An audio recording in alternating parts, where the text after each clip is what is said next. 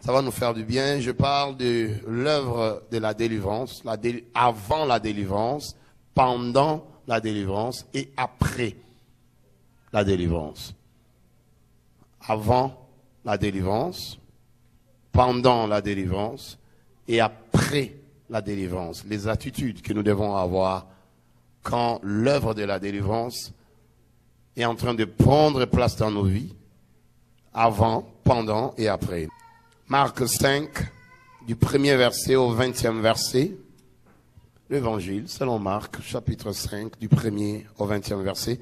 Nous lisons, ils arrivèrent sur l'autre bord de la mer, dans le pays des Gadaréniens. Aussitôt que Jésus fut hors de la barque, il vint au-devant de lui un homme sortant de sépulcre et possédé d'un esprit impur. Cet homme avait sa demeure dans le sépulcre et personne ne pouvait plus les lier, même avec une chaîne. Verset 4, car souvent, il avait eu les fers aux pieds et avait été lié des chaînes. Il avait rompu les chaînes et brisé les fers et personne n'avait la force de les dompter. Verset 5, il était sans cesse, nuit et jour, dans le sépulcre, sur les montagnes, criant, se meurtrissant avec des pierres. Ayant vu Jésus de loin, il a couru et se prosternant devant lui. Il s'écria, lisant d'une voix forte, qu'y a-t-il entre moi et toi, Jésus, fils de Dieu très haut, je t'en conjure au nom de Dieu, ne me tourmente pas. Le verset 8, car Jésus lui disait, sors de cet homme, esprit impur. Est-ce qu'on peut relire encore le 8e verset là? Car Jésus lui disait, sors de cet homme, esprit impur. 9, il lui demandant quel est ton nom. Les gens et mon nom, lui répondit-il, car nous sommes plusieurs. 10, il est prié instamment de ne pas les envoyer hors du pays. Il y avait là vers la montagne un grand troupeau de pourceaux qui paissaient. Lisons 12, et les démons, les prières disant, envoie-nous dans ces pourceaux afin que nous entrions en eux. Il est l'air permis. Et les esprits impurs sortirent, entrèrent dans le pourceau et les troupeaux se précipita hors des pentes escarpées dans la mer. Il y en avait environ combien? 2000. Et ils se noyèrent dans la mer. Je vais lire les 14, 15, 16. Je vais me limiter là. À la maison, vous lirez jusqu'au 20e verset. Ce qui faisait...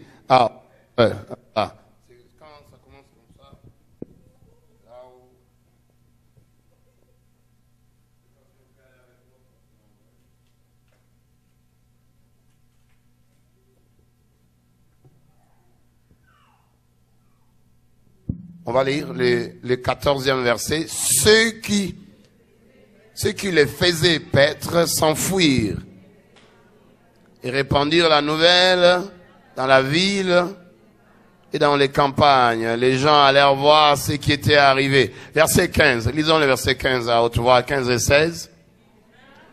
Ils vinrent auprès de Jésus et ils virent les démoniaques. C'est lui qui avait eu la légion. Notez ceci, il était comment? 1, assis. 2, vêtu. 3, dans son bon sens. Est-ce qu'on peut répéter cela? Il était comment? Son état. 1, assis. 2, vêtu. 3, dans son bon sens. Amen. Je dis amen. C'est là où je vais me limiter, mais à la maison, vous allez lire jusqu'au 20e verset.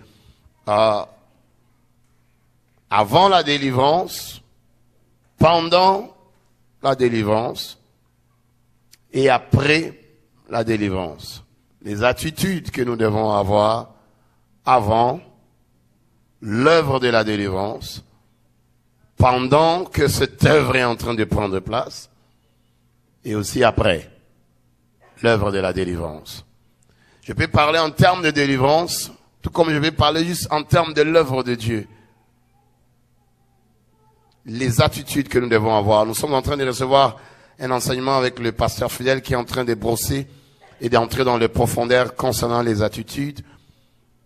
Et c'est des enseignements qui nous aident dans les choses de Dieu. Et ça nous aide à rentrer dans les profondeurs du Seigneur. Surtout, ça nous aide à ne pas marquer ou à ne pas rater notre temps, à ne pas rater les bénédictions que le Seigneur a déjà rendues possibles pour nous, mais que nous manquons, que nous ratons seulement par les attitudes des fois que nous présentons. Qui dit Amen?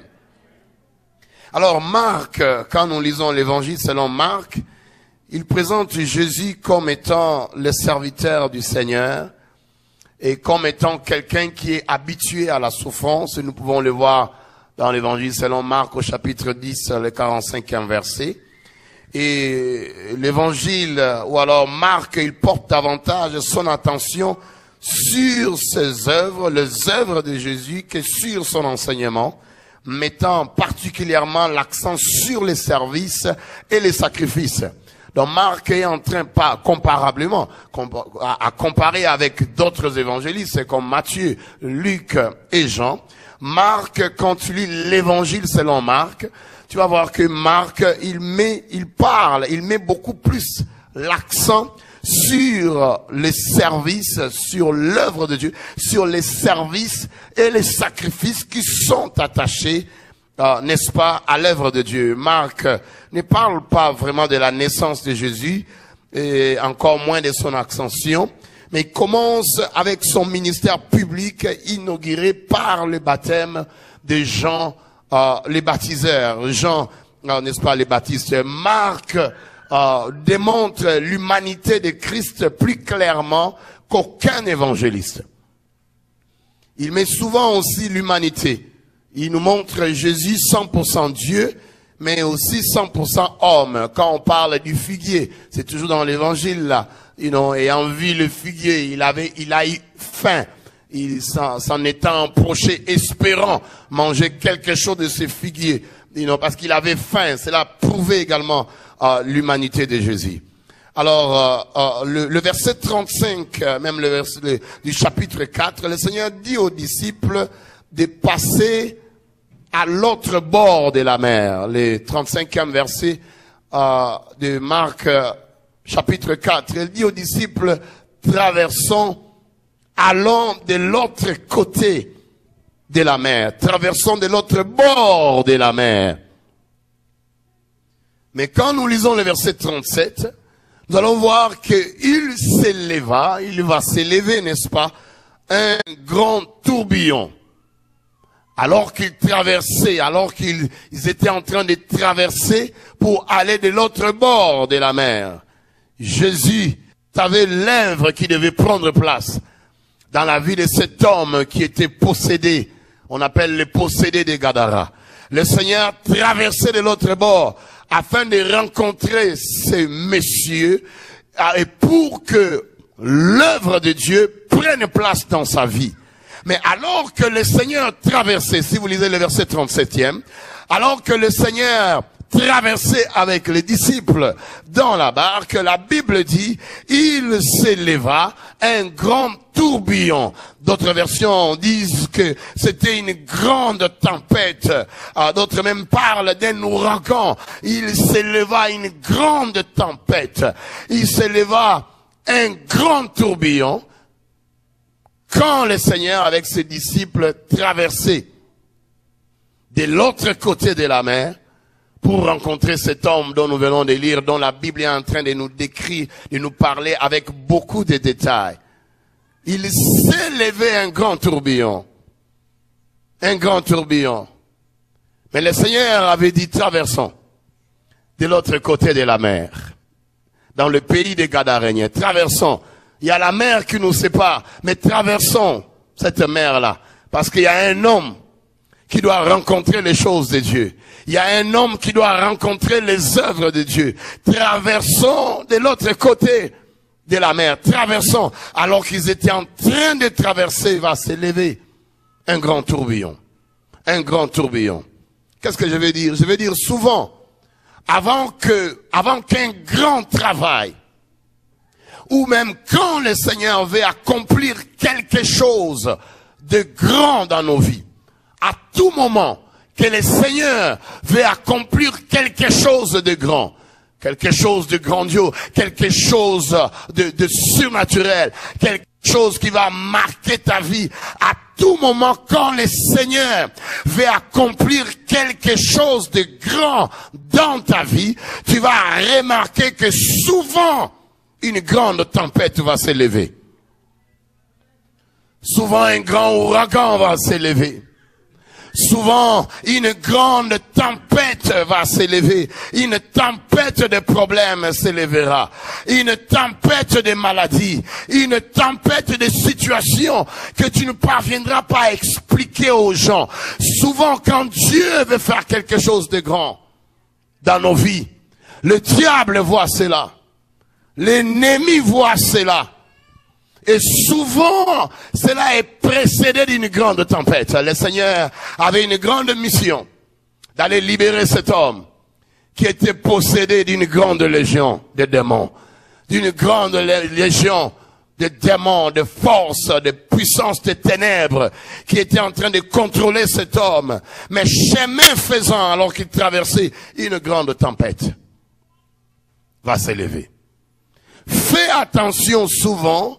Lorsque tu es en train de planifier de grands projets pour ta vie, de grands projets pour ta carrière, de grands projets pour ta maison ou pour ta famille, de grands projets te concernant, et que tu vois une grande tempête s'élever, et un grand vent s'élever, une tempête de problèmes, une tempête de maladies, une tempête de choses que tu ne parviens plus à contrôler. Fais souvent attention, parce que là, si tu te laisses emporter par la tempête, tu vas rater.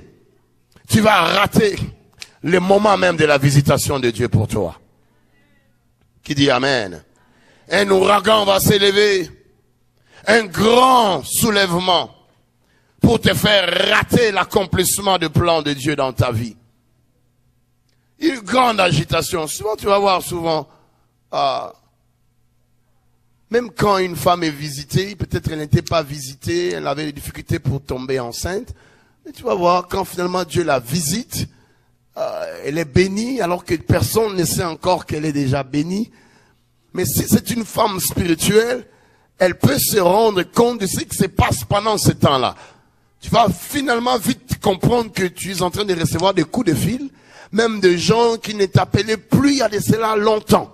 Ça faisait 5 ans que tu n'as pas parlé avec ces gens-là. Ça fait 3 ans que tu n'as pas parlé avec ces gens-là. Ça fait 6 mois, 8 mois que tu n'as même pas parlé avec eux. Mais tout d'un coup, ces gens-là commencent à vouloir revenir dans ta vie. Tout d'un coup, tu commences à recevoir des coups de fil. Tout d'un coup, des anciens amis que tu avais déjà vomis, que tu avais déjà abandonnés, que tu avais déjà laissés. Tout d'un coup, ces amis-là vont chercher à vouloir revenir dans ta vie parce qu'ils sont alertés depuis le monde spirituel qu'il y a quelque chose de bien qui est en train de se préparer pour toi. Tu vas voir cela. Tu peux bien faire de bien acclamer le Seigneur. Tu vas les constater souvent. Tu les constateras souvent. Si tu ne l'as jamais constaté, commence à prendre conscience dès cet enseignement, dès cette prédication. Souvent, quand tu veux engendrer quelque chose de grand, quand tu veux mettre au monde quelque chose de grand, même un grand ministère, ou de grandes affaires, de grands projets, de grandes réalisations, souvent, avant que cet enfant ne vienne au monde, une grande tempête, un grand soulèvement. Et cela a commencé même depuis le temps de la Bible. Si on peut nous balancer Exode, chapitre 1er, le 22e verset, lors de la naissance de Moïse. Exode, chapitre 1er, le verset 22. Nous allons voir ce qui a pris place dans la vie de cet homme. Un grand prophète, un grand libérateur. Est-ce qu'on peut lire avec moi? Lisons à haute voix. Alors Pharaon, donnant cet ordre à tout son peuple, vous jetterez dans le fleuve tout garçon qui naîtra et vous laisserez vivre toutes les filles. Pharaon s'élève souvent. Le pharaon de nos vies s'élève souvent lorsque une naissance veut prendre place. Oh, je ne sais pas quelqu'un comprend là. Les pharaons de nos familles, les pharaons de nos familles s'élèvent souvent quand une naissance veut prendre place. Quand une naissance, la naissance d'un projet, la naissance peut-être de grandes affaires, des projets, d'un mariage, ou même d'un enfant physique, c'est là où souvent le pharaon de nos vies s'élève. Pharaon va donner cet ordre quand? À la même époque, à la même saison que la naissance de Moïse. Pourquoi Pharaon n'avait pas donné cet ordre-là avant? Pourquoi Pharaon n'avait pas donné cet ordre-là avant? Il y a quelque chose qui s'est passé dans le monde spirituel que Pharaon avait peur de voir, que Pharaon avait peur de voir se réaliser. Pharaon ne voulait pas la naissance d'un libérateur. Le pharaon de ta famille ne voudra jamais la naissance d'un libérateur. Il ne voudra jamais la naissance d'un libérateur. Il ne voudra jamais la naissance de quelqu'un qui va t'amener dans le prophétique, de quelqu'un qui va t'amener dans les choses de Dieu, de quelqu'un qui va t'amener dans des profondeurs des choses de Dieu. Je te dirais même, le pharaon de ta vie ne voudra pas que tu restes, que tu sois dans un ministère comme celui-là. Jamais il ne voudra pas. Il fera tout en son pouvoir pour te faire sortir d'ici. Il fera tout en son pouvoir pour t'envoûter. S'il ne te prend pas par les envoûtements, il va te piquer des piqûres. Et tu vas réagir à ces piqûres-là. Tu vas obéir à leur télécommande. Mais son objectif sera de te détacher de nous. Son objectif sera de te sortir de ces lieux. Combien de délivrances on n'a pas entendu les esprits dire, nous ferons tout. Nous allons tout faire pour qu'il sorte. Nous allons tout faire. Je me rappellerai toujours de cette jeune petite fille qui venait à Saint-Michel alors qu'on priait pour elle. Et les esprits pouvaient parler à haute voix. Tout le monde pouvait l'entendre. Vous allez voir, nous allons la faire sortir de cette église. Vous allez voir, nous ferons tout. Et puis nous aussi on était là. Non, tu vas pas la faire sortir. Libère sa vie. Sa grand-mère qui parlait comme ça. Ils ont tout fait en leur pouvoir pour la faire sortir de l'église. Or, elle était déjà initiée. C'était des initiations de la sorcellerie. Parce que quand on parle des initiations là, c'est juste question de temps. Si tu ne te donnes pas bien au Seigneur, tu vas devenir un vrai sorcier conscient. Conscient. C'est juste question de temps. Mais si tu reçois ta délivrance, mais ils ne vont pas vouloir te laisser à un endroit où on prie pour les gens comme on venait de le faire tout à l'heure. Ils ne vont pas te laisser tranquille. Ils vont tout faire en leur pouvoir pour que tu sortes. Pour que tu ailles dans un endroit. Ça peut aussi rester une église, un ministère, oui. Mais peut-être on n'aura pas à prier pour toi comme on est en train de le faire. Ils ont tout fait. Et là, la sœur a pris un travail. Oh, j'avais plus le temps, pasteur, je suis fatigué. Et elle venait mercredi, vendredi, dimanche, maintenant c'était seulement les vendredis. Après, finalement, elle était le dimanche seulement. Après, on l'a ramenée aussi. Il dit, ma soeur, l'ennemi veut te faire sortir d'ici. L'ennemi veut que tu rates ta bénédiction. L'ennemi veut que tu rates. Après, c'était une fois, un dimanche sur 2, un dimanche sur 4. Après, on a parlé, oui, passé après, jusqu'à ce qu'elle ait effectivement sorti comme les esprits l'avaient prédit. Alléluia. Donne-moi un bon amen. Les pharaons de nos vies ne vont pas supporter cela. Pharaon avait peur de la naissance de Moïse. Il pouvait sentir en esprit que quelqu'un est en train de vouloir naître. La présence de cet enfant va changer, va bouleverser le cycle des événements de ma vie.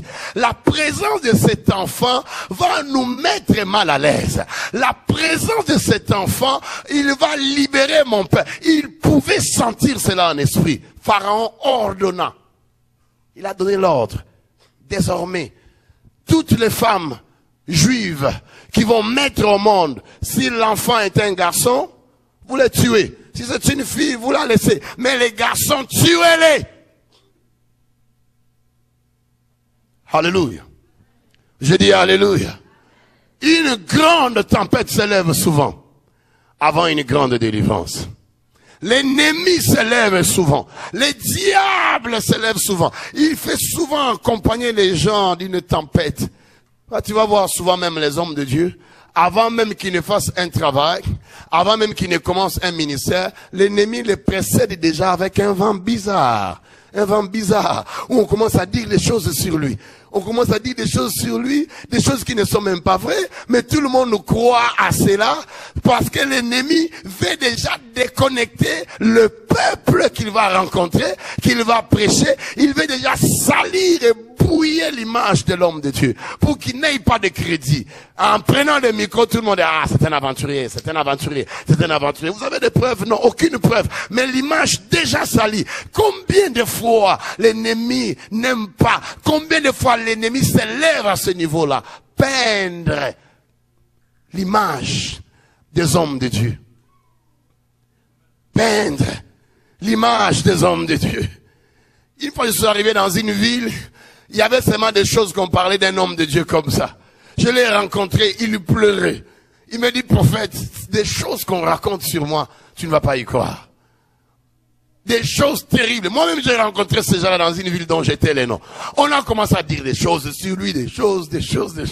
J'ai resté avec lui. L'Esprit de Dieu a testé en moi que c'est un serviteur de Dieu. L'Esprit de Dieu a testé en moi que c'est le Seigneur qui l'a appelé. C'est le Seigneur qui l'a établi. Mais plus j'ai resté avec lui, l'Esprit me parlait comment le monde de la sorcellerie s'était ligué pour peindre son image, pour salir son image. Une tempête de problèmes, un ouragan s'élève. Ils ne veulent pas, le diable ne veut pas la délivrance de cet homme qui était possédé des Gadara. Le diable ne voulait pas de sa délivrance. C'est pourquoi il va provoquer cette tempête-là. Le diable Pharaon ne va pas vouloir de la naissance de Moïse parce qu'il sait que Moïse va mettre son ministère en péril. Le diable n'aime pas cela. Alléluia. Et je peux vous donner exemple après exemple dans la Bible. On peut même nous balancer l'exemple de la naissance de Jésus dans Matthieu au chapitre 2, le 16e verset. Souvent, avant un grand travail, ou quand le Seigneur veut accomplir quelque chose dans ta vie, s'élève une grande tempête. Matthieu chapitre 2, le verset 16e. Vous allez voir, c'est la même stratégie que Pharaon avait utilisée.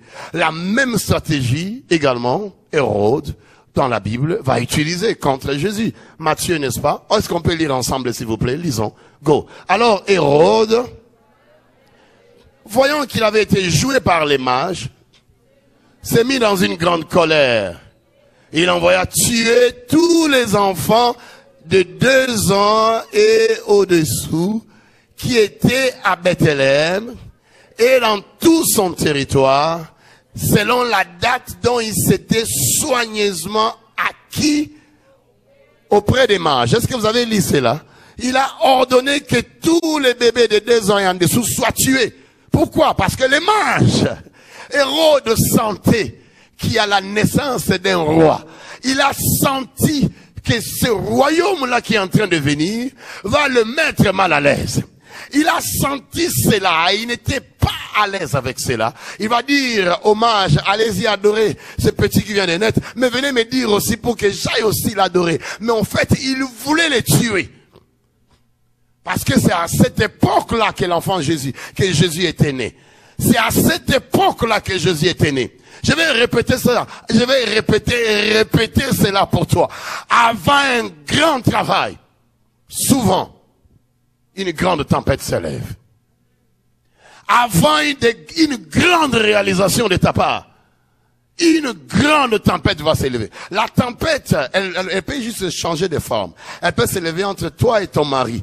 Tu dis A, ton mari entend B, tu dis B, ton mari entend que tu l'as insulté, alors que tu ne l'as pas insulté. Mais lui, dans ses oreilles, il entend que tu l'as insulté. Tu dis B à ta femme, mais la femme entend que tu lui as manqué du respect dans un lieu public. Tu parles calmement, mais ta femme comprend que tu as élevé le ton et que tu l'as humilié en présence des gens. Une tempête. La tempête peut changer de forme. Elle peut rentrer dans ton foyer, dans ton mariage, dans tes affaires, dans tes relations entre toi et tes enfants. Elle peut rentrer à l'église. Elle peut changer juste de forme, la tempête. Souvent, avant un grand travail, une tempête se lève. Hérode a eu peur de bébé Jésus. Il a eu peur de l'enfant Jésus. Il a eu peur qu'il n'a pas voulu sa présence au point où il va ordonner qu'on tue les enfants innocents. Est-ce que vous vous rendez compte de cela? Des enfants innocents vont mourir. Mais en fait, sa mission, c'était, il recherchait seulement un seul. Un seul. Tu sais qu'on peut attaquer beaucoup de gens. Une attaque peut venir ici. Elle peut vouloir embarquer beaucoup de gens. Or, en réalité, il y a que toi qui est réellement visé depuis la sorcellerie de ton père ou de ta mère ou de ta belle famille. C'est toi qu'on a visé parce qu'on veut te détacher. On veut envoyer une maladie contre toi. On veut tuer ta destinée. Mais tu as été emporté dans cette attaque. Or, il n'y a que toi qu'on a visé. Ça, c'est des choses spirituelles. Si tu es prophétique, tu vas comprendre cela. Ça, c'est des choses spirituelles. Des choses spirituelles. On peut attaquer. Un militaire peut rentrer ici, il frappe, il shoot. Mais or, nous, on est juste des figurants. On est juste des figurants. Mais la personne réellement qu'on recherche, la cible qui est recherchée, mais c'est toi. C'est toi. That's why you have to be very careful. Tu dois faire très attention quand il y a une tempête, quand il y a un vent de problèmes, un vent de maladies, un vent de choses que tu ne parviens plus à contrôler ou à gérer. Moi, dès que je vois cela avec le peu d'expérience que j'ai dans le ministère et dans les choses de Dieu, je sais une chose. Dieu ne s'agite pas. Dieu n'est pas non plus dans l'agitation.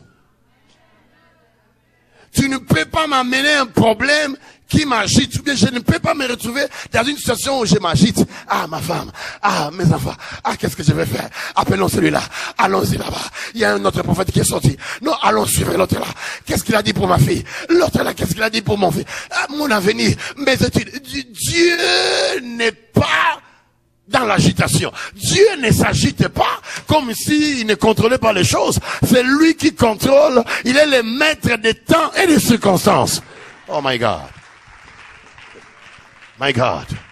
Mon Dieu à moi ne fonctionne pas dans l'agitation. Il ne travaille pas dans l'agitation. Souvent, l'agitation, mais c'est ce qu'on appelle une tempête. Un ouragan. Alléluia. Un tsunami. Hérode a eu peur. Il n'a pas voulu la naissance de l'enfant Jésus. Il va sacrifier. Il va sacrifier tous les enfants de 2 ans, des innocents. Ces gens-là, ces enfants-là pouvaient être des premiers ministres. Ils pouvaient devenir des hommes de Dieu, des pasteurs, des prophètes, des hommes d'affaires. On ne sait jamais. Mais à cause de la jalousie, il va les tuer. Il va les tuer. Tu pourras voir également dans Genèse au chapitre 37, le verset 19 au verset 22, l'exemple de Joseph. Avant son élévation. Genèse, on y va. Genèse, chapitre 37, le verset 19 au verset 22. Est-ce qu'on peut les lire à haute voix, s'il vous plaît? Ready, go. Ils se dirent l'un à l'autre, voici les faiseurs des songes qui arrivent. Verset 20. Venez maintenant, tuons-les et jetons-les dans une des citernes et nous dirons qu'une bête féroce l'a dévoré et nous verrons. Ah, je ne sais pas ce que j'utilise ça. Et nous verrons, écoute tes ennemis comment ils parlent. Écoute comment tes ennemis parlent. Il dit, et nous verrons quoi? Ce que deviendront ces songes. Qui complote contre Joseph là? Ses frères, propres frères, son sang. Mais le diable, en eux, avait peur de voir la réalisation de prophéties et de visions que Dieu avait données à Joseph. Quelle vision? La lune, le soleil et 11 étoiles se prosternaient au devant de lui. 11 gerbes se prosternaient devant de lui. L'image de la suprématie céleste et terrestre. En fait, Joseph sera l'image de Jésus dans plusieurs choses. J'en ai parlé quand on était sur Saint-Michel. Mais le diable a tellement eu peur des promesses que Dieu avait faites à Joseph. Le diable a tellement eu peur des promesses que Dieu avait faites à Joseph, des visions et des prophéties que Dieu avait faites à Joseph, qu'il a voulu le tuer. Souvent, quelqu'un dit souvent avant un grand travail. Et quand le Seigneur veut faire quelque chose de grand, s'élève une grande tempête. Une grande tempête. Mais fais comme le Seigneur, que la tempête ne t'emporte pas, mais parle plutôt à la tempête. Que la tempête ne t'amène pas avec toi. Que la tempête des mal... Je déclare ce soir qu'aucune tempête de la sorcellerie n'amènera ou n'emportera les brebis que le Seigneur a placées dans cette bergerie. Je le déclare en tant que prophète. Je le déclare par l'onction prophétique dans le nom de Jésus-Christ de Nazareth. Aucune tempête de la sorcellerie qu'on va souffler dans ta famille, qu'on va souffler dans ton mariage, qu'on va souffler dans ta maison, n'emportera ni toi, ni ta femme, ni tes enfants, dans le nom de Jésus. Si tu as la foi, tu acclames le Seigneur très fort.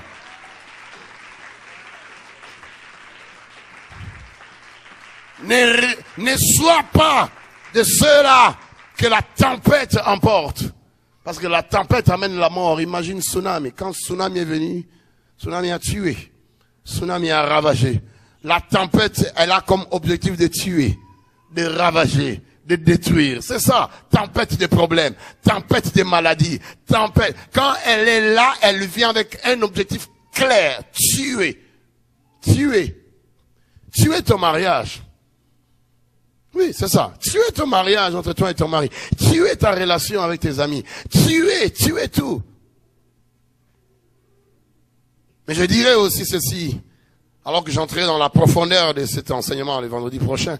Trop de combats dans ta vie aussi est un signe aussi que le Seigneur est avec toi. Trop de combats dans ta vie est un signe aussi qui fait voir la grandeur de ton appel et la grandeur des choses auxquelles Dieu t'a destiné. Qui dit Amen? There is a saying in English, en anglais on dit, the bigger your problem, the bigger the miracle. Are you getting it? The bigger your problem, the bigger your miracle. Aussi grands sont tes problèmes, aussi grands seront également les miracles que tu vas expérimenter. The bigger your problem, the bigger your miracle. The bigger your sickness and disease, the bigger the healing, divine power that God is going to release upon your life. Alléluia. Je dis Alléluia. Je dis encore Alléluia. N'abandonne pas, ne t'emporte pas non plus dans la tempête. Mais parle à la tempête. Comme le Seigneur quand il avait parlé à la tempête. Tais-toi et la tempête va se taire. Qui dit Amen.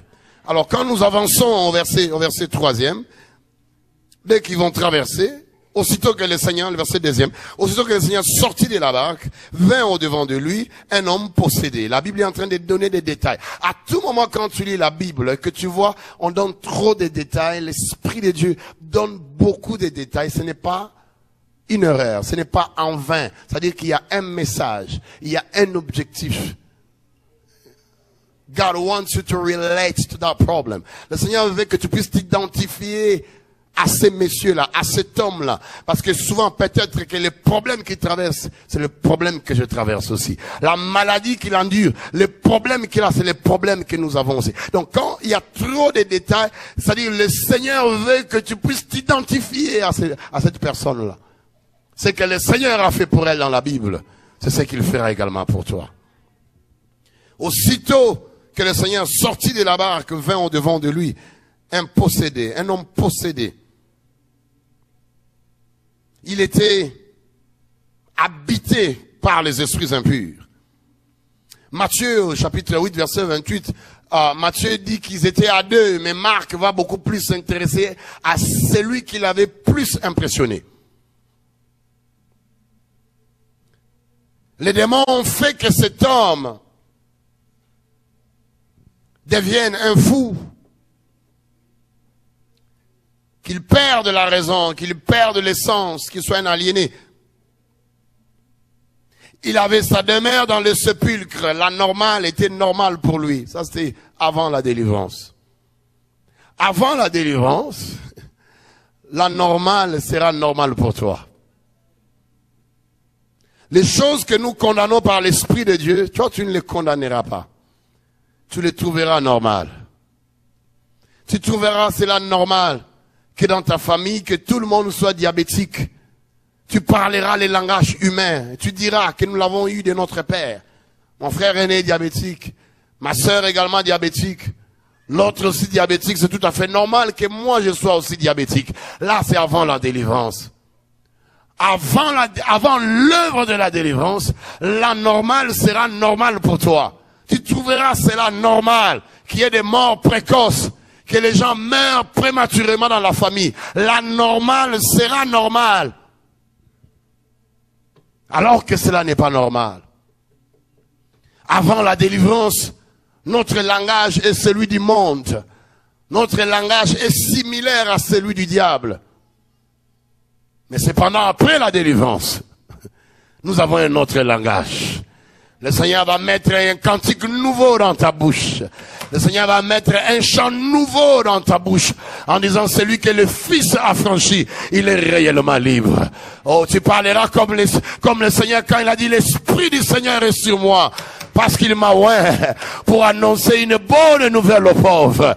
Il m'a envoyé pour guérir ceux qui ont le cœur brisé, pour prêcher la délivrance aux captifs, aux aveugles le recouvrement de la vie et pour renvoyer libres les opprimés.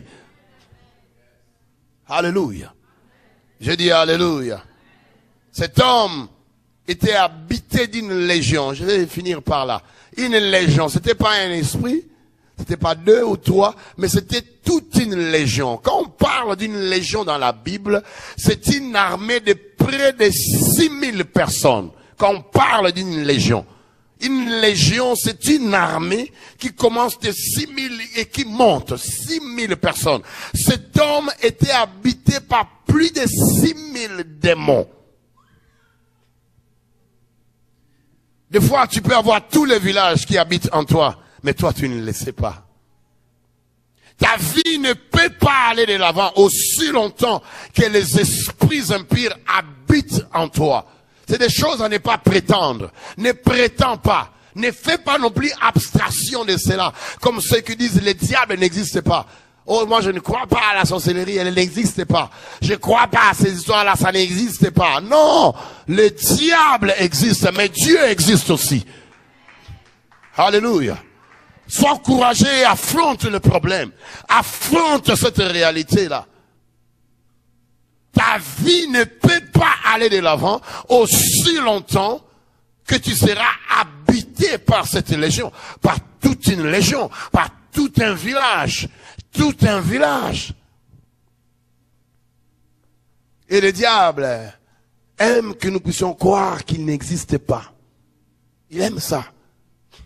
Il aime faire courir des bruits comme ça. Oh, les démons n'existent pas. Ah, je suis déjà libéré. Comme quelqu'un qui a dit, on n'a pas besoin de prier, on n'a pas besoin de jeûner, on n'a pas besoin d'intercéder, on n'a pas besoin de chasser les démons. Ça ne sert à rien de faire ces choses-là. Jésus est déjà mort à la croix, c'est fini, tout est grâce. C'est la grâce comme c'est là. J'ai dit, waouh. Waouh. Mais je pouvais répondre à ces pasteurs en disant, partout où je vais en prêchant l'évangile, en l'avant ici racheté, que ça soit en Europe, en Amérique, dernièrement on était aux îles, dans les îles là-bas, il y a un monsieur qui a fait, soi-disant, le tour du monde, partout où nous allons, déjà la plupart des gens que nous faisons, pour qui nous prions, que nous faisons la délivrance, ce ne sont pas des païens, parce que nous les retrouvons à l'église, la plupart de ces gens-là, ils sont des chrétiens. Alléluia. Je dis alléluia.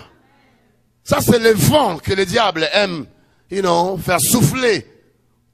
Quand on n'a plus la force de jeûner, quand on ne respecte plus la discipline de la prière, quand on ne craint plus le Seigneur comme il se devait, quand on ne marche plus réellement en connexion, en lumière avec la parole de Dieu, là, on va chercher à justifier maintenant sa position. Alléluia.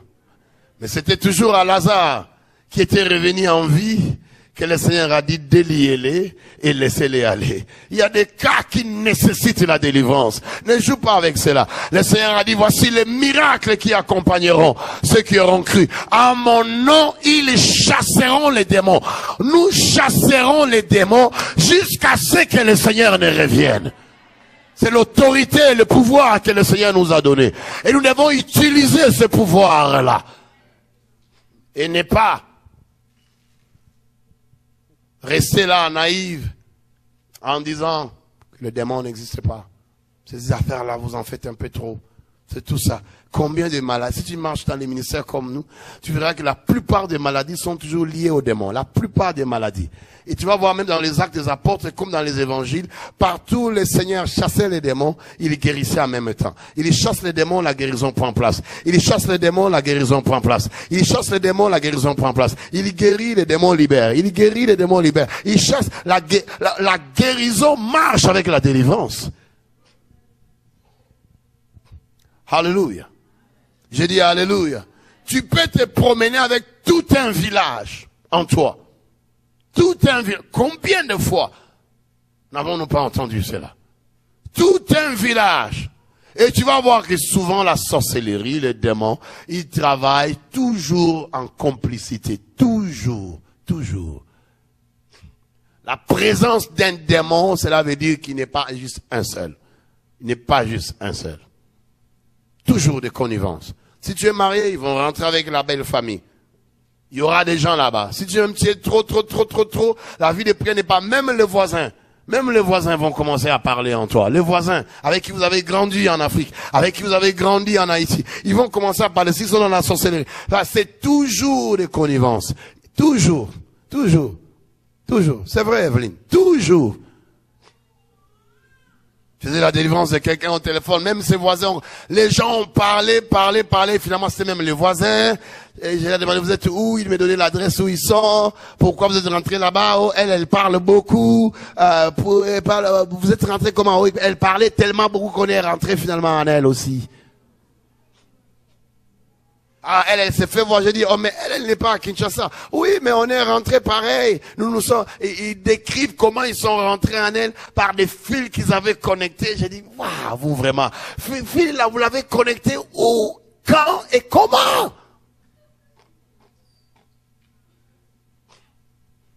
Alléluia. Je dis alléluia. Lève la main droite, je vais finir là. Lève la main droite comme ça. Déclare avec moi dans le nom de Jésus. Oh, un peu fort, tu vois la